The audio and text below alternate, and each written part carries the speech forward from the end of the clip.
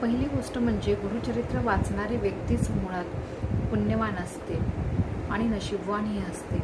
कारण कसं आहे, तुम्ही कितीही धनवान असा, तुमच्याकडे कितीही पैसा असो, तुम्ही नोकरीला असा किंवा तुम्ही व्यावसायिक असा, पण पूर्व पुण्याई आणि गुरुबळ आणि मनाचा हे सर्व निश्चय होणं हे फार अवघड असतं। ह्या सर्व गोष्टी जुळून याव्या लागतात।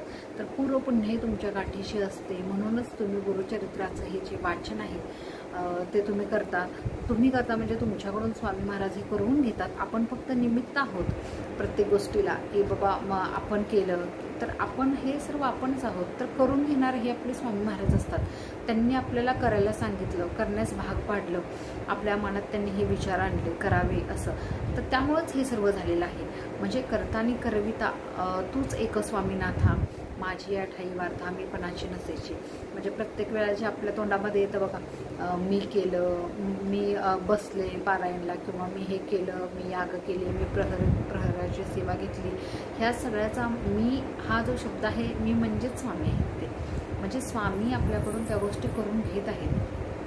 त्यांनीच आपल्याला हे सर्व गोष्टी करण्यासाठी भाग पाडलेले आहेत। म्हणजे आपल्या आयुष्यामध्ये कोणत्याही प्रकारे जर अडीअडचणी असतील, कोणतेही संकट असेल, म्हणजे कळत नकळत जे येणारे असतील, तर त्याला म्हणतात ना की सावरतात ते स्वामी महाराजच या गोष्टीला सावरत असतात प्रत्येक गोष्टीमध्ये। म्हणजे एखाद्या गोष्टीची जी एवढी मोठी झळ आपल्यापर्यंत पोचणार असते ना, ती किंचित फक्त आपल्याला धक्का देऊन जाते। म्हणजे कसं असतं माहिती का, प्रारब्ध भोग कुणाचे संपलेले नाही, ते प्रत्येकाच्या आयुष्यामध्ये प्रारब्ध आणि भोग हे आहेतच। तर त्याची जी क्षमता आहे ते कमी करण्याचं काम या गोष्टीतून होतं।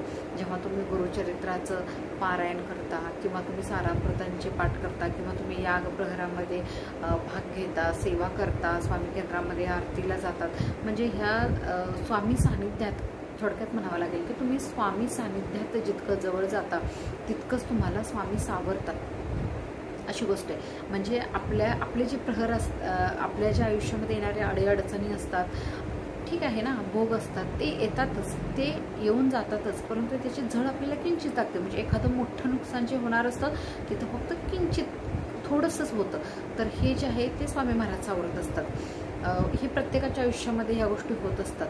तर तुम्ही स्वामी मार्गात जे येता, स्वामी मार्गामध्ये जे हे करता, तर त्याचं तुम्हाला जे फळ आहे ते स्वामी महाराज हे नक्कीच देत असतात।